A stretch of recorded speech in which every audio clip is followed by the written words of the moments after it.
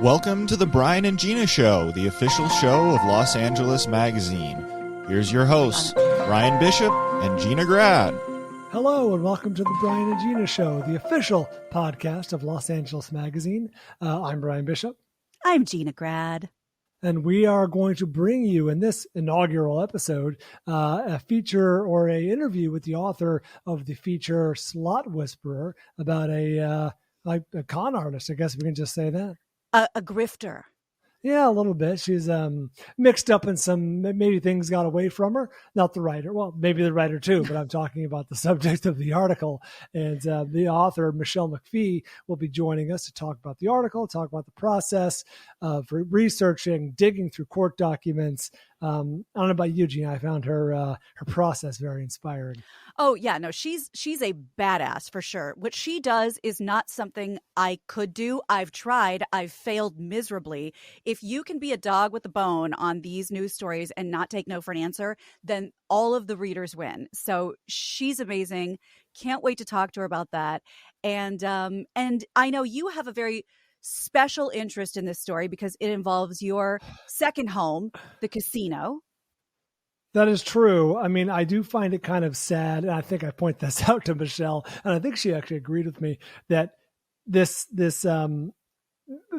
misdirected woman, Sarah, in the article, became effectively addicted to gambling, specifically slot machines. And how sad it is that slot machines was her drug of choice, because, like we said, it's lonely. The pushing those buttons and pulling those levers. I don't even know if the levers work anymore on a lot of these modern slot machines. Yeah, I think they do if your old school clientele likes the old school feel, but I think the button also works as far as I know. I know you're a craps guy. I like me a blackjack table. So we have a lot to get into with Michele, who the way she finds these stories, my hat's off to her. It's not like somebody comes up to you and says, hey, I have a Pulitzer Prize winning idea for you. You're welcome. No. She digs and she digs and she digs until she finds pay dirt. And then we all benefit from it. She's amazing. Yeah, she really does. And it's a skill, and it appeals to a certain type of person. And I'm glad that Michele is that type of person, because she'll bring that story to life, from the what I assume are very dull and dry court transcripts or legal filings or whatever. I had a journalism professor all the way back in USC in the late 90s who was adamant that we all develop that skill of digging through court documents. She's like, go down to the LA courthouse downtown, look through. This is before it was all online. This is 1997 probably. And she was like, oh, dig through the documents. And my first thought was, no way I'm doing that. That's for the birds. I have no desire. So I'm glad that people like Michele are around, because it shows the value of doing that. Whereas I have no interest. I would never do that. And on the opposite end of things, my great uncle was a circuit court judge. And the stories we hear are his daughters and his mother and his sister and his aunts were so excited because when he would get assigned to divorce court, they would all show up early. They would bring a lunch. They would watch all day because they said, and I said, Mom, why? Because it was better than a soap opera. Wow. So there's something out there for everybody. And I think that was probably the first iteration of reality TV. Yeah, they're tailgating in the courtroom. Is this Kansas reality TV? I mean, is this how it went?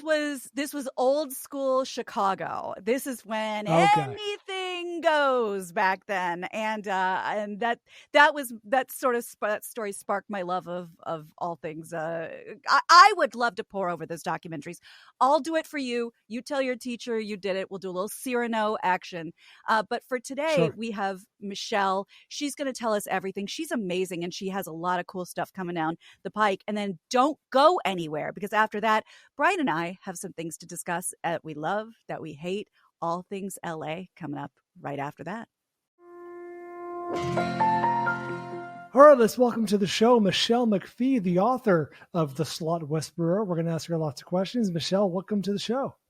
Well, thank you. I'm so excited. This is fantastic. LAMag pod. This is great. Yeah, the inaugural edition. This is momentous. Is it going to shock everybody when I have this rapid fire Boston, Brooklyn accent writing for Yeah. LA Magazine? The short answer is yes. Yeah, everyone assumes that all the writers are from LA, so this is really going to bump people. You know what? It's It really okay. is, I think. Even in this show right now, 2 out of 3 of us are transplants. So don't worry, you're not alone. We're very, very excited about this article. I read it a few times because it's so cinematic and it reads like a movie script that I wanted to make sure that I was catching everything. Could you just give us a sort of an overview as somebody who was inside of it?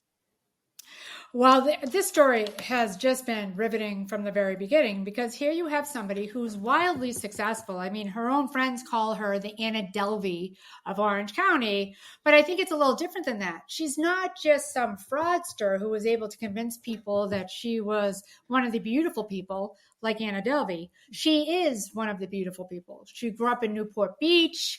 She is a wealthy attorney whose parents ran a pretty successful insurance company in Orange County.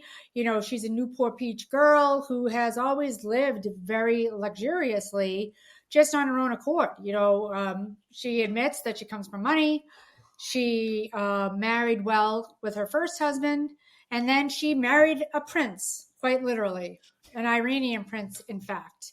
And what makes her story a little bit more interesting than Anna Delvey is her spiral out of control, living the high roller life in Las Vegas.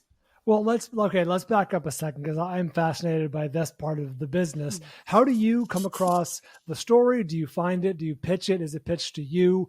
Or do you hear about this in the ether? How was the genesis of a story like this? Well, I'm a court records addict. I read everything. And, the way to really good investigative reporting is thousands of pages of blindingly boring transcripts and court records and civil suits to find a tiny little gold nugget. And this is one of those opportunities. There's a Beverly Hills attorney who filed a lawsuit.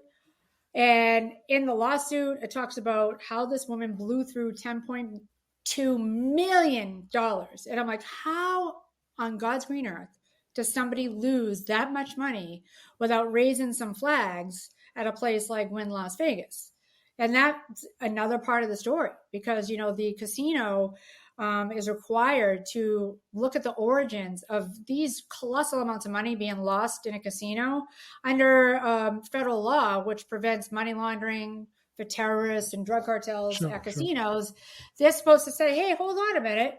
We know you're a lawyer, but losing $300,000 a day or so, well, that might have required some compliance from the casino that might not have happened here. But the casino says, look, we get it. We'll make you a deal. Instead of turning you in or looking further into this, we'll throw you a huge, lavish birthday party and give you a suite for any night you want. Does that sound about right? That apparently, because that was quite a party and quite a suite. I mean, imagine, I didn't even know that the Wynn had high roller villas. These are homes that have their own pools. So think about it. You don't have to go with the little people to the public pool. You get to have your own pool at your villa. And, I think Sarah King, up until this time, had a really good reputation. She was a super lawyer. She got into the prestigious Super Lawyers publication. So, she definitely had it going on, and she's not stupid. No. But, I think she's an addict. And that's what went wrong in this particular story. Well, that's actually so interesting that you said that, because I was thinking, my mind, after all the true crime and all the, personality driven stuff that we all watch, what's her diagnosis? What kind of osis or itis does she have? Or is she just a gambling addict? And your thoughts, although none of us are professionally qualified to diagnose her, you're not thinking like, oh, sociopath, narcissist, maybe, but you're thinking this is what happens at the extreme end of an addiction. I definitely think that addiction played a huge role in this, but I also think it's a love story. I think that when she really went off the deep end is when her prince husband, in the lawsuit, the terminology is fled to Morocco, which is a pretty pivotal line, because remember, Morocco is a non-extradition country. So when there's a $10.2 million missing and one guy fled the country and admits that he was handling the books for this company that's now being sued, you wonder if, if this is an easy way, if there's a little bit of misogyny at work here too. And, this is a guy who grew up with money. He was an Iranian royal. He's a guy who has surrounded himself with money. My sources say he's living in Marrakesh with a big shot real estate guy from LA, whose brother might own all of Sunset Boulevard. So, there's a lot of different, I think there's a lot of different tentacles to this piece, because it's really easy when very wealthy, powerful men gang up on a woman who was the only person in this mix that could probably get a lending license to run a hard money lending company as an attorney. Okay, so one of the tentacles... Was she preyed upon because she was the only legitimate person in the bunch? I mean, there's a lot of unanswered questions here, as far as I'm concerned. And why can't it be a little from column A, a little from column B? Correct. Which is what the best sort of true crime is, right? Right. Because the truth is always kaleidoscopic. And it's not like version A and version B. It's not truths and lies. It's a whole murky miasma of different narratives. Well, and to hear... So, Michele, I don't know. Yeah. Oh, I don't know if you know, Michele, but a question we mentioned earlier. How strictly enforced / regulated is that Vegas policy that you have to report so-and-so, the amount of money gambled? Because obviously it's in the casino's interest to have, someone dumping tons of money. Is that enforced pretty strictly? Do you have an idea? And this is a very personal question. I honestly don't know. Yeah. I'm aspiring to get there someday. Yeah, you're aspiring. You're gonna play the slots. No, that's the one-armed bandit and Bryan Bishop. That's the saddest part of this whole story. Not the money, not the swindling of friends. It's that she was playing slots. Well, that's what I thought too. I mean, the slots give me my ADHD such like a woo. I can't even stand the sound of them. So I might see like the camaraderie of the banter at a blackjack table, but sitting by yourself like ding, ding, yeah, so ding, monotonous and alone and lonely. It's a very lonely life, and it sounds like maybe she did live a lonely life. Staying up all night, gambling all night, and meanwhile your husband's at the spa getting a massage while you're doing the hard work of trying to stay afloat. But I guess that's kind of the question between the movies like Casino, movies like Godfather 2, have we really come that far in terms of making sure everyone's books are in order? It doesn't sound like it. Well, it's interesting because it's worth taking a look at. Just this week, the Wynn had to make a deal, and I don't want to misspeak because I don't want to misspeak about it, but I haven't read the transcripts of the court case. But they had to admit that they had some sort of malfeasance in connection with a person connected to the Tom Girardi case using a marker that might have been a little illegitimate. So the Wynn lost a lawsuit there and had to give that money back, which is worth diving into, which I haven't done yet clearly, because that's why I couldn't articulate exactly what I meant in that. But it's an interesting idea, right? Like, what is their responsibility? If you have somebody who's clearly has money and who's dumping that money in your casino, and in response, you're throwing them all kinds of lavish perks. I mean, how close are you going to look? Yes. If you're running a business, how close are you really going to look? And what is the responsibility? I'm not sure. It's a good question. I don't know the answer to it. The saddest part of the story, aside from the slot machines, is that, it's one thing to scam the wealthy or scam a casino.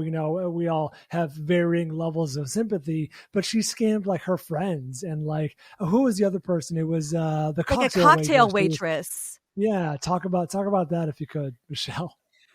Well, the allegation is that she took $10,000 off of one of her former assistants, someone who looked up to her as a big sister. She took $430,000 off of a couple from Pasadena that she had befriended, a surgeon and her husband. And there was an allegation that she took $5,000 from a cocktail waitress.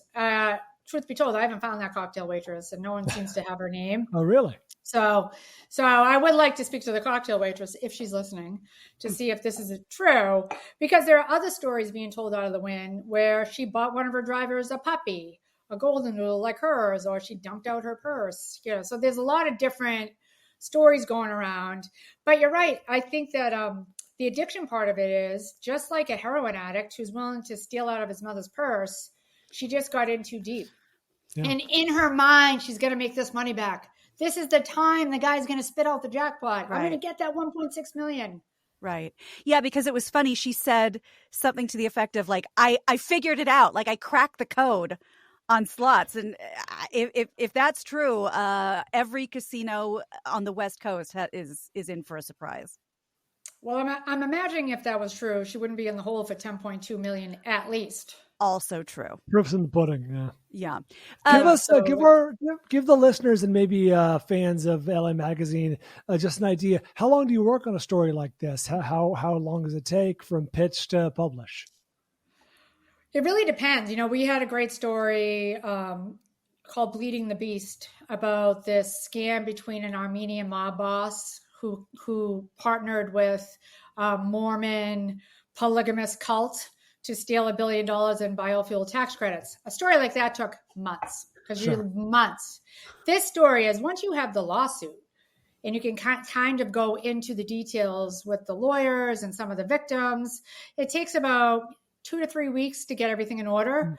And obviously in this particular case, we talked to a lot of the people who are now, chasing their money and who have nothing nice to say about Sarah King. Once you get those people on the record, I think, it's just a matter of writing it. And I come from a daily newspaper background at the New York Daily News for a decade and the Boston Herald. So I can write those stories pretty quickly. That's very impressive. Bryan and I have both sort of dabbled in our own ways in journalism and reporting. It's really hard. It's really scary. It's really anxiety inducing. And you don't seem to, you either have a very thick skin that you've developed over the years, or you're just a born, a dog with a bone when it comes to these stories. I'm wondering how much almost private investigator work do you have to do? How many no's before you keep going for a yes from somebody that you're dying to talk to? That's stuff that I was not put on this earth to do, and I have all the respect in the world for you. Well, Gina, I'm sure you have your own skills that you're bringing to the table. Sure, obviously you're charismatic and you're charming. So thank you're you. putting your skills to other use. But I'm somebody who will sit on your doorstep in the rain until you talk to me. I do not like to take no for an answer from anybody. And I think, truth matters. And I think investigative journalism really is the last protection for democracy. And if we don't have it, then we're pretty much lost as a country because no one's going to be held accountable. I mean, we all see what's happening in the banking system right now. Investigative journalism and good journalism could have prevented that, could have prevented the cryptocurrency crash. If we were really looking at the people, how is it that they got to roll back regulations with Congress? Both in the case of this Silicon Valley Bank and in the Sam Friedman, whoever, I can never remember that guy's name, but we all know who we're talking about. Floppy haired guy, really young, just crashed cryptocurrency. That dude. Right. This is where investigative journalism is really important. Like, how did that happen? And why did it? Wait a minute. Hold on. The same people who tanked Lehman Brothers in 2008 were on the board of the bank that, now people are lining up to get their cash out of. Like, that kind of stuff should have been looked at long before people lost their money. Right. Sam Bankman-Fried. Thank you, Gary. Thank you. Yes. If I could, I don't mean to put you on the spot, Michele, but I know that most of the time with these articles, there's just stuff that doesn't make the article. Either it can't be verified by a second or third person or whatever. Give us maybe a tidbit or something that you wish had made the article that didn't, or you had to leave out, or was that the case here? Well, I think we had so much good stuff. Once the husband, I got in touch with him, Cameron Pahlavi. And his story is pretty interesting because his grandmother is the twin sister of the Shah of Iran, which we all know is not a very popular guy these days. And so you have to wonder, maybe there is a story here where that guy was looking for a green card from Sarah King. And she fell in love with the wrong dude. Huh. And that's something that I'm still perhaps in pursuit of. Who is this guy? Why did he flee? And what's his backstory? And like I mentioned earlier, you have no remember qualms. This is cash. Well, that's the thing. This story is fascinating. Like, did he take a bag of cash to Morocco with him? Who knows? Because the way that the winnings, you get a small bag for a little jackpot, a bigger bag for a medium jackpot, but then you get the big bag. And, who took the big bag home with them? And he couldn't be, he was the first one to say, I didn't know I was living with Barney Madoff. I mean, he wants to distance himself geographically and I think emotionally from this person as much as possible. But he also told Los Angeles Magazine that his buddy, the Swiss banker, asked him to help her organize the books. And he did, which means that her name's on the business, but your signature's on some of these forms. So when it turns out that some of these bank forms were frauds, I mean, I don't think I'm not making any allegations against the prince, let's be clear, but I definitely think that, it's worthy of exploration what exactly his role was in this King family lending. Why did he flee to a country that doesn't have extradition? And what are his connections to the people who gave her the money to gamble with in the first place? Yep. These are all things that we hope you answer so we can read about it in the comfort of our own homes. What I'm interested in the follow-up question is what's happened since the article? What developments have gone on that you've become privy to? Maybe people who read the article and reached out to you about it. Has that happened? Well, stay tuned is all I'm going to say about that. Come on. Stay tuned. You can tell me right now. Cut it out. She'll never fall for that. Excited. I mean, do you know who you're dealing with? I'm a girl from East Boston. Yeah, I think the name of my company is Wrong Girl Productions because wrong girl. Okay, I'm intimidated. We know that with Sarah, she rubbed elbows with, I mean, obviously her husband, the richest of the richest, the most powerful. And then there's pictures of her with every famous quarterback in the NFL. And, there we go. Aaron Rodgers, Tom Brady, Mahomes, people that I know, and I don't follow football. Do you have any backstory, first of all, on how this photo came to be? And also what other celebrities maybe she befriended, maybe she took advantage of? Well, I think in this particular case, she was invited to a Wynn golf event. Because if you look up that was a big golfing outing that, I haven't confirmed, but it looks like those 4 people played in a celebrity tournament at the Wynn not too long ago. Right. So you can deduce that was taken at the Wynn, and clearly the Wynn was hooking her up with, front row seats to every major event, the fancy villa. Maybe that photo was taken in the backyard of the villa. I have no clue, but I do know that she had access, and that's part of, I think, what her company was all about. These hard money lending companies are essentially legalized bookmaking, right? And if you have somebody who's a risky loan, if you look at her website, one of the areas that they used was sports contracts. So you're a young kid who doesn't have any credit, but you do have a contract to play in the NFL, and the contract is whatever, and you want a loan, you're going to pay 15% interest against your future earnings. So she did have that business. So it makes sense that she would try to rub elbows with people like that, because that was the sort of collateral she was seeking in order to get investors like the Swiss banker to dump a bunch of their money into her company. Well, I'm not sure if I read it correctly, but speaking of collateral, one thing that amazed me and always amazes me when you hear about how easy it is did she scam a bank with like showing them pictures of her Rolex and her car? Well, it is a bank, but it's a bank owned by her husband's buddy, a guy named Laurent Reese. And he is everything that you would imagine a banker from Monaco looks like. He's very handsome, dashing, with a gorgeous wife and, living the life in Monaco that's out of a James Bond movie. So that, again, here is a guy who trusted his longtime best friend. They had been friends for 35 years by then, according to the husband, the prince. So, you have this guy who's trusting the wife of his longtime Iranian royal buddy. And, initially she was paying. So it all seemed on the up and up. And then I think she just started to lose sometime around July. And once she started to lose, that's when, hey, I have this, G-Wagon.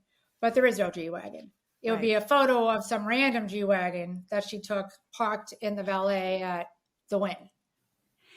This is the kind of thing where I always walk that line. And, again, we're all seeing these news stories and watching these podcasts, listening to these podcasts and thinking, well, they're stupid. I would never fall for that. And then on the other hand, you think people are generally good and people generally want to see the good in others. So we're not stupid for trusting our best friend's wife. That doesn't make us stupid. That makes her a scam artist. Right. I think that's very true. I think it makes her very good at what she did. I also think she may have started out with the best of intentions. Like, this was a legitimate company. Certainly, it can't feel good that you got your parents evicted, that your best friend is calling you a dirtbag, that you have no soul is the quotes in every newspaper story. I do think that we don't tend to give people the same empathy when the addiction is gambling that we do if she was like smoking crack in the alley and she ends up homeless. We'd all be rushing to her defense and giving her a hug. But I think this was just a different form of addiction. And now she's kind of alone and evicted and has no money and no family and no friends. So I do have a level of compassion for her story. And is probably over at Terrible's with a paper bag over her head, playing the slots until somebody notices. Well, speaking of which, there was an incident where she basically snuck back into the casino where she wasn't exactly welcome. Talk about that for a second. Well, she got booted. She got booted out of the win, obviously, and now she still needs to gamble. So that's a picture of her sneaking into Resorts World, which is kind of the Wynn lookalike directly across the street. Yeah. And what's interesting is, so there was an allegation from the attorney for the Swiss banker that she snuck back into the Wynn in disguise. Like, she dyed her hair dark. She had on a hat like that, COVID mask.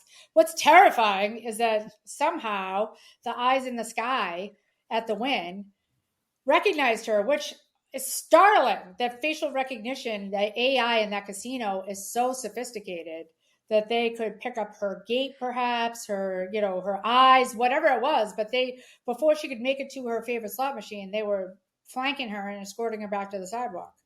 I don't know. Yeah. Does that make us feel really safe and secure or absolutely terrified? I mean, an inch and a half is probably all they had to go on. And it was enough to go, we know exactly who you are and what you're doing. And as a longtime investigative reporter, what it makes me think about is, somehow we have forgotten about the Las Vegas Strip massacre and the crazy unanswered questions that remain about that case, which was the biggest slaughter of American people. And I mean, sadly, in a country where we have many, many slaughters, that one was the biggest, but seems to be the least talked about. Yeah, you're right. And that guy was wheeling bags and bags of guns into the hotel, and we're expected to believe no one noticed. And wasn't the only policy that changed, this is just off the top of my head, that if you don't come out of your room for a certain number of hours, they can come in and check on you. I don't remember any other policy coming from that, but I remember that being some sort of a hotel policy because he was holed up in his room for so long. I don't remember that, but I do remember that there was a lot of unanswered questions about how a guy like that, when you have so many cameras, was able, when he's checked into a hotel for one night, to have bags and bags and bags of automatic weapons wheeled into his room with a sniper scope. And, it's, I don't know why, but this story has made me think about, geez, if they can recognize that woman, like, why wasn't more done before that mass murder? Yeah. Upgrades, obviously. Yeah, apparently, right? Upgrades. Well, we thank you so much for asking these questions and then answering them yourself so we can benefit from the answers. It really is incredible what you do. And we're so grateful for you to keep sharing these stories with us. I'd like to ask Michelle, what are you working on now? What's going to be down the road in the magazine? What can we look forward to interviewing you about in the future? Can you give us a tease? Sure. I mean, I have a couple of investigations going on. One is about the Archdiocese owns a bunch of oil wells all over Los Angeles in some poor neighborhoods. That's kind of interesting. It's almost very Erin Brockovich-y, where it's like, are there upticks in cancers and illnesses in these hoods? Well, some people think yes. But, and there could be more to come on the Slot Whisperer, which you can find at LAMag.com. Perfect segue. The article is called Slut Whisperer. It's on LAMag.com now. Michelle, thank you for joining us. It's been a pleasure, and we'll hopefully talk to you again soon. I'm looking forward to it. Thanks, guys. Congratulations on the inaugural LAMag podcast. Thank you so much. All right, welcome back to the Bryan and Gina show. And that was a fantastic interview with Michele. And now it is time for, I think we'll do a little sample of a segment we're going to tease for later in the week, maybe a regular Friday occurrence. Gina, what do you have for us? Yeah, there is so much about this city that is amazing and that is disgusting. And we're going to talk about all of it. We got a little, I like Angel City lightning round, even though I don't want it to be a lightning round. I want it to be nice and slow and talk as much as we want. So we'll see. Angel City rolling thunder round, like kind of a, that's good. It's going to take its time. Yeah, that's good-ish. We'll workshop that. Okay. If you guys have any ideas, feel free to not tell us. No, I'm kidding. Let us know. So there's so many questions about this city. Bryan's lived here for over 2 decades. I've lived here for 2 decades. I've lived in every corner of this city. Bryan has lived in many corners of this city. So we want you to get to know Los Angeles through us and get to know us through our experiences in Los Angeles. Bunches of questions regarding a stroll down memory lane for Bryan and I. And this is something that we'll do regularly. But just to tease you this week, we're going to answer a couple questions for you. I would like to know, in this very busy, bustling, everybody's yelling at each other online, offline, in the road, get out of the way, where is a place in LA that you find most peaceful? That's interesting. First of all, there are not very many peaceful places in LA. I mean, let me back up a step and rephrase. If you want to find a peaceful place in LA, you got to pay for it. You can find peaceful places, but they're not cheap. You got to belong to certain clubs or have access to certain beaches or whatever it is. And Bryan would know. Yeah, I'm about to list them right now. Right. Was that not obvious? No, I'm going to go back actually to an era when Gina and I first met. Now, I don't think you knew this about me, Gina, because we weren't that close of friends back then. But we, back when we met on KLSX, what was then KLSX 97.1 radio station here in Los Angeles. I worked for the morning show, the Adam Carolla show. And were you with the overnight? You were started with the overnights, but you I was with the evening show. Yeah, the Conway and Whitman show by that point. So working those weird hours messes with your schedule, messes with your circadian rhythms, all the stuff literally under the sun. And my work day would end at 10 a.m. I was done with work by 10 a.m. I had to do a little bit of research. I don't know if you know this. I did the guest bios, the guest cards for Adam back in those days. I did not know that. I for sure still have those files and cards somewhere. But yes, I had a little bit of work to do later in the day. But at 10 a.m., typically in LA, you get 300 nice days a year. So I would just pack it up. We were right there in the middle of the Miracle Mile, and I would pack up my my 2-door pickup truck with bench seating and head out to the beach. I'd drive out to Marina Del Rey, which is one of those beaches that is a very, very long beach. Like you park and then there's a huge stretch of sand. And at 10:30, 11 a.m., there were not a lot of people on the beach, at least at that time. I don't know how much has changed, but this is circa 2006, 2007. And I would just go and lay out a towel and go in my board shorts and just first of all, I needed to take a nap. I was exceptionally tired from starting work at 5:30 or whatever it was in the morning. And it was so incredibly peaceful, seagulls and waves and literally lying on the sand and the sun. It was a very, very peaceful, restful place to recharge my batteries and just kind of, after being locked in a windowless studio for 4+ hours, it was nice just to get that vitamin D, get that sunshine. It was great. One time I would typically body surf afterwards, if the weather was nice. It was a great place to just get out there and splash around in the waves. And one time the waves were big, and there was another guy maybe 20 feet, 10 yards, 20 yards away from me. And the waves were big, and the wave crashed near me, and there was a very distinct silhouette of what I hope was a dolphin, but could very well have been a shark. And I made eye contact with a stranger who was also out there to surf, and he's like, I'm going in. I'm like, yeah, me too. I don't know what that was. I'm going to play it safe and not swim with the sharks. Wow. Impressive. And, I'm curious because I lived in the South Bay. I lived right on the beach, and everybody goes to Venice and Santa Monica.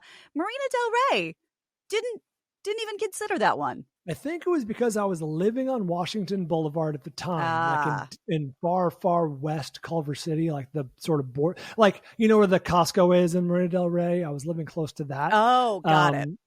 And so it was an easy trip just to get down there. And the parking was I love it. Relatively easy, there wasn't a lot of restrictions, and you could park on the street and walk literally 2 minutes to the beach. So it was a nice years ago. Yes, God knows how it's changed, but it was a fun time. How about you? I love that. Where do you find peace? I love that you didn't list all of the many social clubs you and your wife and child belong to. Because I don't think I'm allowed to. I was going to say I can't relate, but what I can relate to is the free stuff. I debated talking about this, and I decided to finally share it because I hate people who are like, if you go on like a Facebook group, because as you know, I'm part of many Facebook groups, like, hey, where's the best kept secret in Maui? We're locals, we don't share our best kept secrets, and get out of our eye. So I didn't want to be that guy. So when I made my peace with the fact that I am going to share what I consider the most peaceful place in all of Los Angeles County. It is a place that I don't think many people know about. And if you come here or if you live here already, I do recommend it. Do I know everything about it or why it's there? I do not. But have you ever heard of something in Malibu called the Self-Realization Fellowship Lake Shrine? It's a mouthful. Are you trying to get me to join a cult? That's the thing. I don't know. Because I'm in.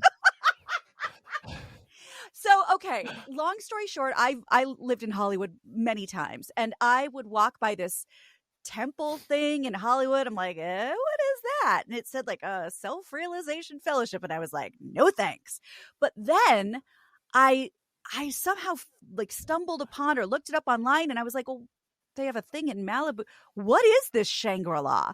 So years and years ago, I went to look at it, and it, again, can't speak for what they do there. It seems nice. Don't know.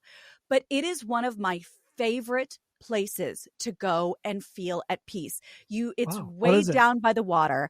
When you go in through these like beautiful arches, and it's just this outdoor lake with these beautiful things all around the lake that you can walk. There's a Dutch windmill. There's a beautiful like pagoda. They say, the first monument ever erected to Mahatma Gandhi. It's just so quiet, and it's this beautiful lake with beautiful flora everywhere, and these little like symbols around, like I said, like a windmill, and like I saw somebody get married in there. We looked into it, but you can only have a couple of people, and it's just this really sort of magnificently quiet place that not many people know about, and it's very cool. I've never heard of it. Is it so? Do you suspect that it has some sort of organizational beliefs? Like, did you have to prick your finger and give me a blood sample? I have looked because I have strong feelings about groups that are not forthright with their mission statement. Was that a good way of not forthcoming? Sure, yeah, exactly. Not upfront. So I do wonder, but I mean, I've researched it, and it's honestly, I don't have a lot of information. It was supposed to be a multi-religious site. It ended up being led by the late I'm going to say this wrong, Paramahansa Yogananda. So I know it has Eastern vibes, and it's just a really serene place. If you've heard of it, you might have more information. I would love for you to tell me. If not, go check it out and just Bryan, I have broken up with people in there because I knew it would be a place, first of all, it's public, but I knew it would be a place where I was at ease because it's such a beautiful place. I've gone there multiple times by myself. In fact, I prefer it. And it's just a beautiful, lovely place to just walk around and be quiet and have people. Where exactly is it? It's on that one street near that one beach. Okay. I don't need the address. I mean, it's like deep Malibu past Pepperdine. Yeah, no, it's technically Pacific Palisades, and it's technically Okay. on Sunset Boulevard, right? Okay. Almost to the water. Yes. It's just a really lovely place, and again, I know of no nefarious intention through the organization, and it's just a really beautiful. In fact, when people are visiting here that have never been here, I do this little sort of bespoke Gina tour guided thing, and we can get into that on another show because I think that would be fun to talk about where we take people on when they're new to here. I'll drop you off on Hollywood Boulevard, but I'm not going with you.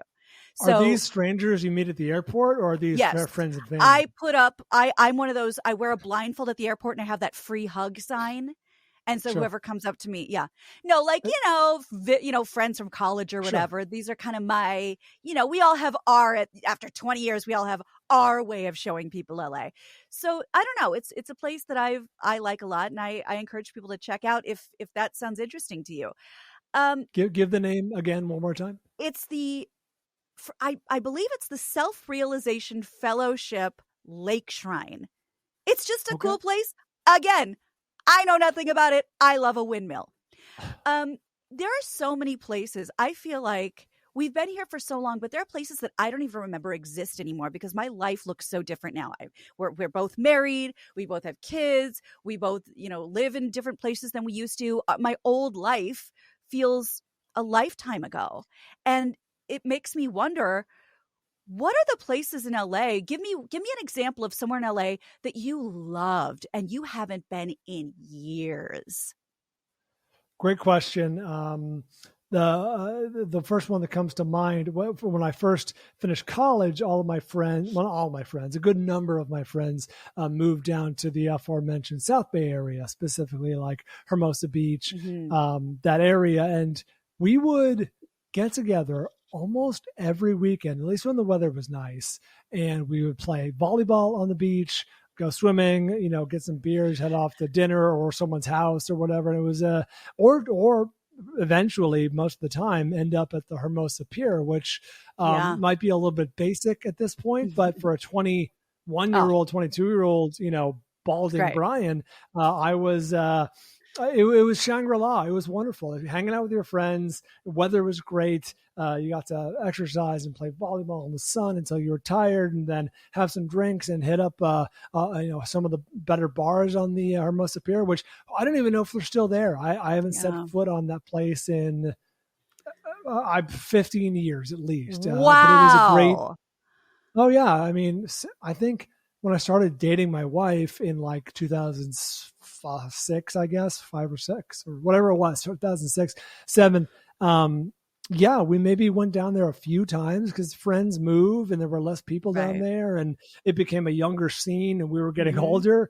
And as romantic memories as I have of that era and that time and that place, I'm sure there are young people, 21-year-olds, people in their 20s who are enjoying it as much as I did. I just have no idea what state of repair it's in these days. No, I lived briefly in Hermosa Beach and in Manhattan Beach. And it feels like a lifetime ago. And the way you described that made me think that's how I feel about my college town. I want to go back, but can you ever really go home again? Like, I'm too scared to find out. Going back at our age, it's not going to be, it's not going to be the same. Obviously, it's like you're going to recognize a lot of things, not recognize a lot of things too. It was a simple, and I'm also, as you get older, I don't know about you, Gina, you're still very young, but as I get older, like I don't have the wherewithal to put up with I can't imagine living my life out of a backpack every weekend where I throw in a couple cans of sunblock, a change of jeans, and a couple pairs of shorts. Like I need a wardrobe fitting these days to pull that off. I don't do adult sleepovers anymore. Maybe I should. Yeah, but that's the thing. I don't know. We'll probably end up at Kristen's. I can't do it anymore. For me, it's a place that I feel like I've had to leave in the past because parking has become a joke, and it's no longer, if it was ever a secret, that secret's been long since been out. One of the most beautiful structures in this entire city, in the entirety of Southern California. I used to live at the base of the LA Observatory. And that was my backyard. That was me. You drive all the way up to the top, no problem. You park your car, you go hike, you can't get lost. So I'd constantly go alone. And if it wasn't a hiking day, you bring a book, you bring a towel, you lay on the lawn at the observatory. There was almost nobody there. It was beautiful. If you stayed till it got dark, all the like space nerds who I love would bring their telescopes and let you look through them. And it was, that's definitely has always been on my stop of, tour guide, because the LA Observatory, it's, James Dean movie, Paula Abdul music videos to a lesser extent, just an unbelievably exquisite piece of architecture inside and out. And the last time I tried to get to it, there were cops telling you have to go down the other way, and there was a shuttle bus at the bottom. And I said, you know what? I think we're done. I think we've broken up. Yeah, it was a time and a place. It was like they say, friends for a reason, friends for a season. And that was I've heard that before, but it's like, that was a time, that was an important thing in your life at a certain point. And now you can look back on it with romantic memories. Yeah, unless you are just head over heels in love with the scent of dog piss, you didn't want to go to Runyon for your hiking. No.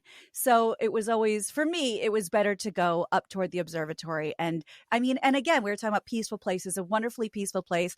If you still go up there, let me know, because it's been a while. I actually used to spend every single Christmas day there because I was a Jew with nothing to do on Christmas. And it was just me and a couple of, go-getter families that would make their kids go hiking on a Christmas day. And it was just, I have beautiful memories of there. And if I'm missing something, please reach out. But it doesn't seem as emotionally or physically accessible as it used to. I remember that my wife at the time, my wife set up a family photo shoot for a Christmas card with our then 1-year-old daughter, I think. It was a very I was annoyed, but it ended up very cute, and it ended up on our. Maybe I'll post that. At Bald Bryan on Twitter, at Bald Bryan on Instagram, because those are very cute. And speaking of our social medias, first of all, no idea if the show has a social media presence. It definitely should. But please, listeners, we're going to do these questions from time to time, hopefully semi-regularly. Send in your questions. It doesn't have to be specific. It's going to end up being specific to the city, but it could be like, hey, it could be anything from favorite deli, favorite tacos in LA, to what's the first, who's the first celebrity you saw when you came to, into town, to, and any experience, any question, anything that's going to lead off some discussion, because this show is ultimately yours. It's ours, but it's yours. Absolutely. And if we just answered the questions, your most peaceful place in LA, the place you love but you don't go anymore. We'd love to hear your answers to those questions. So please get on the socials that we'll have ASAP, or you can just at Gina Grad, at Bald Bryan, and we'd love to know. This is a community show. We're all Angelinos, or at least Angelinos adjacent, and we can't wait to continue connecting with you. This was fun. Do you think we're going to get canceled off of this episode? Oh yeah, absolutely. Okay, well, it's been fun. Grand opening, it's been quite a ride. It's been quite a ride. I look forward to a reunion show down the road. I think that producer Gary should have make a compilation clip show of our best moments. Where are they now? We're going to keep doing it until they don't let us do it anymore. Thank you guys so much for being a part of this. We've missed you, and we're glad to be talking to you again. And that's Bryan, and I'm Gina, and we'll see you next time.